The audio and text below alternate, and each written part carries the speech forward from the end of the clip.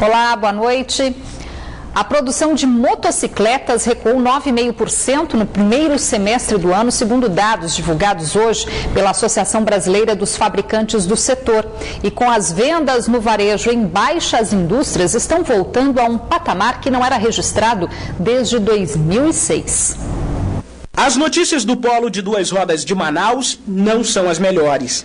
Queda na produção de motocicletas no primeiro semestre deste ano. Foram 73 mil unidades a menos produzidas aqui, se comparado com o mesmo período do ano passado, uma redução de 9,5%. E se os números caíram, é porque as vendas no varejo das motos de baixa cilindrada também apresentaram redução. Nos primeiros 6 meses de 2014, foram vendidas mais de 626 mil motos. Já no primeiro semestre deste ano, 63 mil unidades deixaram de ser vendidas. Um segmento que já sofre há alguns anos, principalmente as motocicletas de baixa cilindrada, com a dificuldade de acesso ao crédito por parte do consumidor, que retraem a atividade das linhas de produção. Isso não foi ainda corrigido. E tudo isso que vem acontecendo é o que eles chamam de efeito dominó. Se no comércio as vendas caem, a indústria vai seguir o mesmo ritmo e este ritmo vem causando medo nos trabalhadores. O Polo Industrial de Duas Rodas de Manaus chegou a empregar em 2011 mais de 20 mil funcionários. Este número de lá para cá só veio caindo. Em 2014, por exemplo, o ano fechou com pouco mais de 17 mil trabalhadores. E nos primeiros 6 meses deste ano, o número já reduziu. São 16 mil que estão trabalhando no Polo de Duas Rodas aqui na capital. Isso significa dizer que os empresários também não descartam a possibilidade de mais demissões. O desemprego está intimamente ligado a níveis de produção, né? Nós temos feito esforços substanciais para tentar minimizar esse impacto. Os dados foram divulgados hoje em Manaus pela Associação Brasileira dos Fabricantes de Motocicletas, Bicicletas e similares. Além da crise econômica que o Brasil enfrenta, a queda na produção e venda também foi motivada pela crise na Argentina, principal cliente das fabricantes de moto. É uma expectativa de que isso se estanque, né? A gente precisa que o mercado reaja, os fabricantes estão fazendo inúmeras campanhas, um investimento cada vez maior em ações de marketing para tentar estimular o consumidor a comprar motocicleta. No Brasil, com base nos números de licenciamento, foram emplacadas pouco mais de 641 mil motos no primeiro semestre de 2015, contra mais de 717 mil no mesmo período do ano passado. Um recuo acima de 10%. Na coletiva de hoje, as poucas notícias boas vieram das montadoras de bicicletas, as únicas que estão contratando na capital do Amazonas. É que no início do ano, 3 empresas se instalaram no polo. Além disso, a Abraciclo projeta um futuro ainda melhor para este setor, a exportação, visto que produtos chineses não estão tendo boa aceitação na Europa. Principalmente na América do Sul e Europa. A Europa, por ter uma barreira de entrada muito forte contra as bicicletas do Sudeste Asiático, onde os países são os grandes produtores mundiais de bicicleta, quer dizer, cerca de 80 milhões de bicicletas são fabricadas no Sudeste Asiático, e na América do Sul, pela nossa facilidade de transporte de bicicletas do Polo de Manaus, principalmente do Polo de Manaus, onde são feitas as bicicletas de melhor qualidade hoje no Brasil, para os outros países da América do Sul. A Secretaria de Infraestrutura do Estado já deu início ao processo de licitação para recuperar os trechos mais críticos da M010. A empresa contratada deve ser definida nos próximos dias e as obras iniciadas ainda este ano. Uma rodovia onde a falta de manutenção coloca em risco a segurança dos motoristas. Na M010, estrada que liga Manaus até o município de Itacoatiara, faltam acostamento e sinalização, mas sobram buracos. Problemas que já foram mostrados pelo jornalismo da Band e que, de acordo com a secretária estadual de infraestrutura, estão com os dias contados. As obras que devem ser iniciadas empresas em breve vão recuperar os trechos mais críticos da estrada. O próximo passo do processo de licitação, iniciado na semana passada, é escolher a empresa que vai executar os serviços. As propostas das concorrentes deveriam ser entregues nesta quinta-feira. Um estudo prévio também foi encaminhado à Comissão Geral de Licitação do Estado. Então, nesse momento, o processo licitatório está sendo finalizado lá na Comissão Geral de Licitação. Hoje, dia 9, às 9 horas, foi aberto a proposta da parte financeira, o custo da obra. Então, a empresa que apresentar o menor preço dentro da melhor técnica é que será selecionada. Então, eu acredito, como está finalizando na CGL, a gente vai ter 5 dias, que é o prazo recursal, e até a próxima semana, lá pelo dia 15, entre 17, que é sexta-feira, deverá chegar na CEINFRA para a gente já fazer todo o procedimento interno e emitir a ordem de serviço. Qual é o projeto no geral para a rodovia? O projeto, ele custa só de tapa-buraco. Nós já sabemos que tem um trecho que está muito ruim, o Estado entrou com a equipe própria, com a região metropolitana, e estava fazendo alguns tapa-buraco. Esse contrato vai ser feito para a gente vir a partir de Itacoatiara, no sentido Manaus, para que a gente possa concluir todos os serviços de tapa-buraco, quando for o caso, e outros, quando tiver uma área muito grande de buraco, a gente fazer um recorte maior e fazer tipo um recapeamento e melhorar todo o pavimento. A secretária ainda falou do andamento das obras na rodovia Manoel Urbano, mais conhecida como a M070, que interliga a capital aos municípios de Iranduba, Manacapuru e Novo Airão. Devido a impasses na liberação de licenças ambientais, a duplicação da estrada sofreu um atraso de quase 2 anos, mas agora as obras já foram retomadas.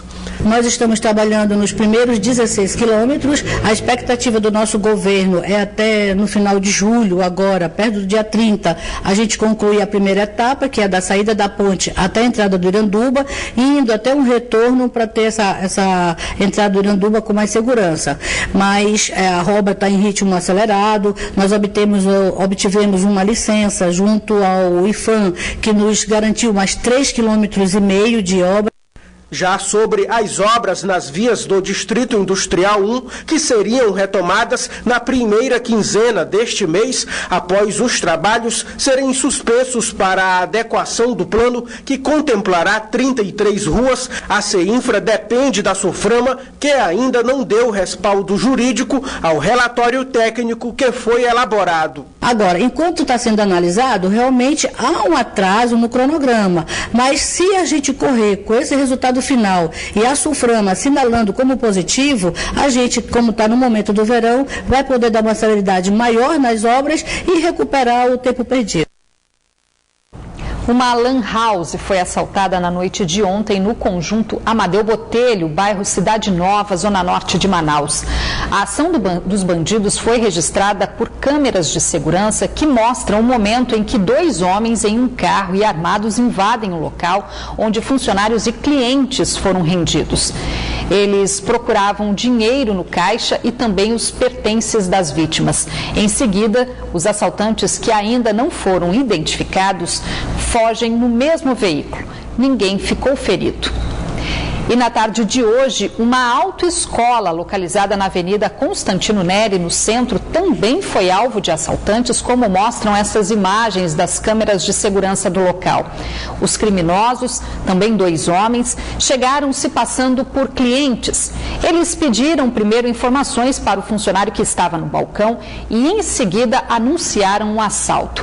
Clientes que estavam no local também foram rendidos. A dupla fugiu de moto, levando o dinheiro do caixa e os pertences das vítimas. E na zona centro-oeste da capital, um professor de inglês foi vítima de sequestro relâmpago na noite de ontem. Ele foi rendido no momento em que chegava de carro em casa. O professor de inglês Robson Delgado Kumaru, de 30 anos, foi sequestrado quando chegava em casa, no bairro da Paz, zona centro-oeste da cidade, na noite de quarta-feira. Robson estava no carro dele e, ao se aproximar de casa, foi abordado por 2 homens, que o levaram e, por 3 horas, rodaram a cidade com o professor de inglês no porta-malas. A vítima foi liberada e amarrada em um poste no bairro Campos Sales e o carro deixado no Lírio do Vale. Robson não sofreu ferimentos, mas teve pertences pessoais roubados. Até agora, os 2 bandidos seguem foragidos. Cerca de 300 quilos de cocaína foram apreendidos nesta quinta-feira pelas equipes de inteligência da Secretaria de Segurança Pública em 2 operações realizadas nos bairros Compensa e Lírio do Vale, zona centro-oeste da capital. 2 pistolas também foram apreendidas e um homem foi preso. Segundo a SEAI, a droga é de origem colombiana e seria distribuída nas bocas de fumo aqui de Manaus. Conforme balanço da SSP, de janeiro a julho deste ano já foram apreendidas cerca de 4 toneladas de drogas em ações integradas das polícias civil e militar. O montante é quase o dobro do que foi registrado em todo o ano de 2014. Foram presos na tarde de hoje na capital mais 2 homens suspeitos de envolvimento no tiroteio no Beco da Boa Sorte no último fim de semana aqui na capital. Os irmãos Luan de Figueiredo de Lima, de 22 anos, e Ronei Figueiredo de Lima, de 21, estavam em uma casa localizada numa invasão no bairro São José, na zona leste da cidade. Eles ainda tentaram fugir, mas foram detidos pela polícia militar. Com a dupla, ainda foram apreendidas 29 porções de pasta base de cocaína. O tiroteio, que segundo a polícia foi motivado pela disputa do tráfico de drogas, assustou os moradores da região. 2 homens morreram e 6 pessoas ficaram feridas. Outros 2 homens já haviam sido presos, suspeitos de envolvimento no caso. Aqui no Amazonas, por conta da cheia dos rios, muitos alunos deixaram de ir para a escola por um longo período e as famílias inscritas no programa Bolsa Família podem ter o benefício suspenso. Para evitar esse tipo de prejuízo, funcionários do MEC realizaram um treinamento com os coordenadores municipais do benefício aqui no estado. Na plateia, coordenadores municipais do programa Bolsa Família. Eles são os responsáveis por informar ao sistema de presença do Ministério da Educação a frequência escolar dos estudantes, um dos requisitos para a manutenção dos pagamentos do benefício do governo federal. É coletada a frequência escolar dos municípios, diretamente nas escolas, e essas escolas elas acabam repassando isso para o coordenador municipal, realizar no próprio sistema, onde são coletadas a frequência de cada período e também os motivos, se teve baixa frequência, se o acompanhamento está sendo feito da forma correta. Daniel é coordenador do programa Bolsa Família na educação. Ele diz que as distâncias e a cheia acabam prejudicando o serviço. Muitas vezes eles atrapalham pelo fato de a gente tem que ir ou eles têm que vir buscar o relatório para poder fazer o preenchimento, para a gente poder fazer o cadastro todo. E às vezes demora a entrega, entendeu? Mas não é só no nosso município não. Assim como nos demais também acontece esse fato, Para que os beneficiários não tenham o pagamento suspenso, as justificativas para explicar a baixa frequência devem seguir um parâmetro pré-estabelecido pelo Ministério da Educação. A frequência é peculiar por causa do regionalismo, ocorrem as cheias e as escolas, em vez de marcar situações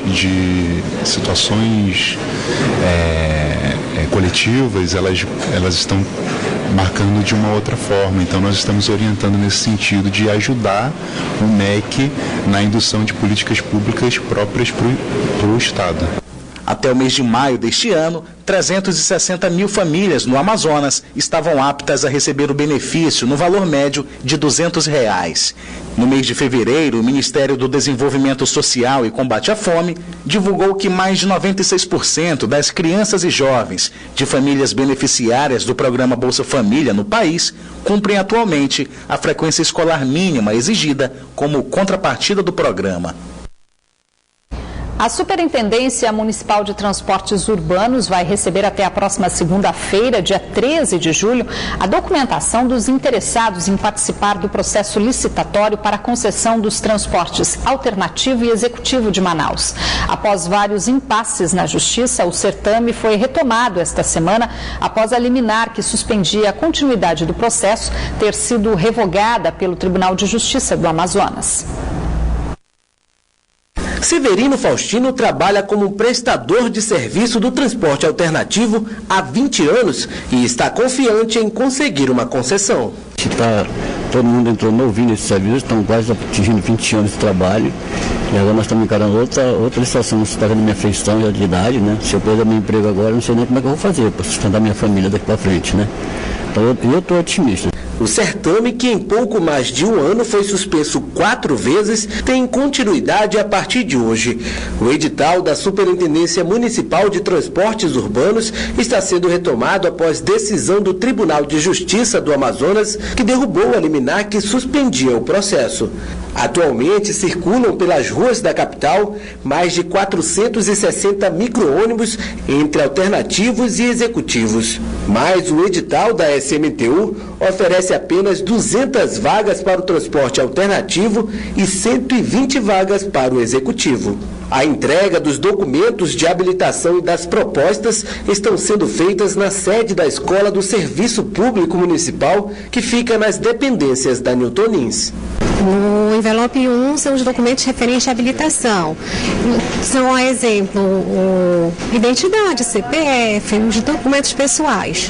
E no envelope 2, a proposta técnica, contendo a experiência de cada um dos licitantes. Eu acho que a licitação é importante tanto para a categoria, no sentido de equilibrar os dois modais, e como para a população, porque é uma forma de se organizar.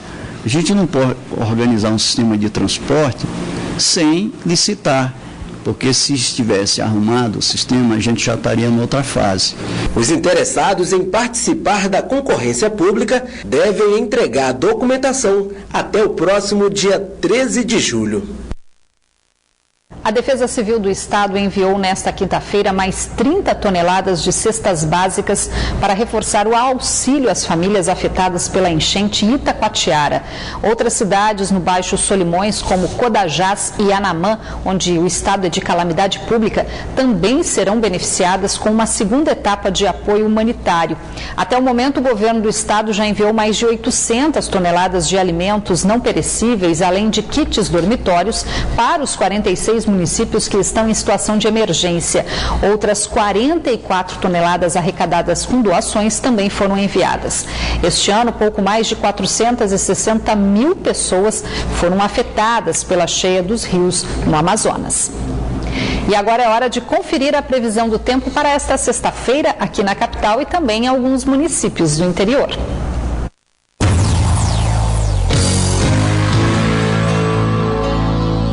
Em Manicoré, a previsão é de tempo encoberto, com chance de chuva fraca, mínima de 25 e a máxima chega aos 31 graus. Em Maués, o tempo fica nublado, com previsão de chuva no decorrer do dia. As temperaturas variam entre 24 e 30 graus. Em Manaus, a sexta-feira tem previsão de muitas nuvens, também com possibilidade de chuva no decorrer do dia. E as temperaturas variam entre 25 e 32 graus. 150 quilos de carne de animais silvestres, além de quelônios, foram apreendidos pelo batalhão da Polícia Ambiental na madrugada de hoje em uma feira de Manacapuru. A carne, possivelmente oriunda de caça ilegal ou criadouros não autorizados, estava sendo comercializada sem a devida licença. No Brasil, o peixe-boi é protegido por lei desde 1967 e a caça e comercialização de produtos derivados dessa espécie, que é ameaçada de extinção, pode resultar em prisão de até 2 anos. Todo o produto da apreensão será doado ao zoológico do SIGS e os quelônios devolvidos à natureza. A Secretaria de Estado de Esporte e Lazer anunciou hoje que o complexo esportivo da Vila Olímpica vai ser modernizado e ampliado. Durante um balanço apresentado pela CEGEL esta manhã, outros avanços, como a volta do Centro de Treinamento de Alto Rendimento da Amazônia e o repasse de verba aos clubes profissionais de futebol do estado, também foram um destaque. O esporte volta a ganhar investimentos no Amazonas. Na Vila Olímpica de Manaus, obras espalhadas por cada canto. A antiga pista de skates vai dar lugar a um centro de treinamento para artes marciais, como o boxe e a luta olímpica, modalidade em que os atletas do estado mais têm se destacado no cenário nacional. A gente foi agraciado com esse espaço, nesse ginásio, onde a gente vai poder ter mais, um pouco mais de espaço, um pouco mais de privacidade para estar fazendo nossa parte de treinamento, descanso, né? Até porque vai ser um ginásio completo. O complexo aquático já passa por reforma. A A plataforma de saltos, atualmente fora dos padrões para o esporte, vai ser totalmente reconstruída. Todas essas obras devem ser entregues ainda este ano. São 6 meses de obras. Nós vamos aproveitar agora o verão, né, para intensificar e potencializar essas obras, aumentar o volume de obras, principalmente em julho e agosto, para que em dezembro nós possamos entregar todo esse complexo aquático reformado. Ainda de acordo com o secretário da SEGEL, o Centro de Treinamento de Alto Rendimento da Amazônia, o CETARA, que estava com as atividades paralisadas desde o início do ano, deve voltar já no mês de agosto. Um processo seletivo para profissionais da rede multidisciplinar e de educação física vai ser aberto ainda este mês. Nós vamos aí atender e selecionar uma média de 80 profissionais de educação física diretamente para desenvolver esse trabalho aqui nesses complexos todos. Com mais de 90% das obras concluídas, o Centro de Treinamento da Ginástica deve ser inaugurado na primeira quinzena do mês de setembro. Ao todo, os investimentos divididos entre o governo do estado e governo federal devem ultrapassar os 30 milhões de reais. Até a verba do governo para os clubes profissionais de futebol já está liberada. Hoje deve estar sendo liberada na conta da Associação dos Clubes Profissionais do Estado do Amazonas, na ACEPEA. É o órgão que representa os 10 clubes do futebol profissional. Ontem a Cefaz estava já liberando esse recurso, claro que aí nós temos 24 horas de compensação nesse recurso, que deverá estar sendo liberado hoje na conta da ACEPEA, e esse contrato foi um contrato de patrocínio com a Associação dos Clubes. A segunda colocada no Miss Amazonas 2015, Cheislane Ayala, já publicou em suas redes sociais a retratação determinada na audiência de conciliação realizada na manhã de ontem, na 18ª Vara do Juizado Especial Criminal na capital. A audiência foi requerida pela Miss Amazonas Carolina Toledo e coloca um fim ao episódio de constrangimento que ganhou repercussão internacional. Na carta publicada em sua conta no Facebook e no Instagram, Cheislane pede desculpas à Miss Amazonas Carolina Toledo, ao mesmo tempo em que reconhece que poderia ter questionado o resultado do concurso de outra forma, ao invés de retirar de forma bruta e grosseira a coroa da cabeça da primeira colocada. Após sofrer o constrangimento que ganhou repercussão internacional, a Miss Amazonas decidiu mover na justiça um processo criminal por difamação, que foi encerrado na manhã de ontem, após a audiência de conciliação entre as partes. Para Carolina Toledo, o foco agora é se preparar para o Miss Brasil, o principal concurso de beleza do país, que está previsto para acontecer no último final de semana do mês de agosto. E mesmo com a agenda cheia de compromissos, a representante do Amazonas não mede esforços para garantir novamente o título para o estado, quebrando um jejum que já dura 58 anos. Socorrer cães e gatos nas ruas de Manaus pode ser até menos comum do que se deparar com animais silvestres precisando de ajuda. Mas os especialistas alertam para os cuidados que se deve ter no resgate dessas espécies, que exigem tratamento especial, sem contar o risco de transmissão de doenças, muitas vezes desconhecido. Mas com a ajuda da tecnologia, já é possível ter acesso a essas informações pelo celular. Assim, esse filhote de preguiça real até parece uma pelúcia. Difícil não despertar o interesse de ter um animalzinho desses em casa. Mas aqui o certo prevaleceu. Depois que a mãe morreu eletrocutada na capital, o filhote veio para este centro de triagem de animais silvestres que funciona no refúgio Sauim Castanheiras, em Manaus. Mas ele não poderá mais retornar à natureza. Não vai ser encaminhada para soltura. Infelizmente, esse animal vai permanecer em cativeiro até o final de sua vida. Os veterinários alertam: existem muitos casos de animais silvestres que são mantidos nos ambientes domésticos em cativeiros, quando o certo é eles terem cuidados especiais. Por isso que a gente recomenda que a população não tente pegar esse animal, não tente resgatar o animal e principalmente não tentem pegar animal para tentar criar, para deixar o bicho em cativeiro, criando como se fosse um bichinho doméstico, um pet. Então é a diferença. O animal silvestre é totalmente diferente de animal doméstico. Até um aplicativo de celular disponível para smartphones foi criado para a construção de um sistema de utilidade pública para a prevenção de doenças em animais e em pessoas. O CIGEL possibilita o envio de informações sobre os animais, sua localização, características do ambiente e fotos. No refúgio Sauim Castanheiras, os macacos são maioria. É necessário mesmo ter cuidado no resgate de animais silvestres e, principalmente, saber quem chamar. O que tem que ser feito é entrar em contato, né, com a equipe do refúgio, ou entrar em contato com o batalhão ambiental, né, com o corpo de bombeiros, né, o IPAAM ou até o IBAMA. No CETAS, eles chegam quase que diariamente por meio de resgates e entregas voluntárias. No centro do refúgio Sauim Castanheiras já são 156 animais. A estrutura deixa a desejar e, como forma de melhorias, o centro veterinário do local passa por uma reforma. Realmente é um grande desafio para nós, para a Prefeitura de Manaus. Todo o trabalho que nós fazemos aqui no Centro de Triagem de Animais Silvestres. Esse refúgio aqui, com uma área de mais de 90 hectares, uma reserva muito importante aqui na cidade de Manaus, muito importante. Presos, eles também pagam a pena pelas ações do homem. O crescimento desordenado da cidade ameaça muitas espécies registradas na zona urbana. Porém, o problema é bem maior em toda a região amazônica. O tráfico de animais é o que mais preocupa. No caso desse macaco? Esse macaco aqui, ele foi encontrado numa avenida, atravessando uma avenida aqui no centro de Manaus. É uma espécie de primata, né, que na natureza vive em grupo. Nessa idade ele está o tempo todo com a mãe, está em período de amamentação. E quando chega aqui ele se sente muito inseguro, muito frágil. Caçar, capturar, comercializar e manter animais silvestres em cativeiro sem autorização do IBAMA é crime. A pessoa vai responder tanto administrativamente, né, pode ser submetida a uma multa, como perante o juiz também. Ela vai responder criminalmente. Né, são ações que levam a um prejuízo ambiental muito grande para o próprio indivíduo, né, o animal que é capturado, que é retirado da natureza.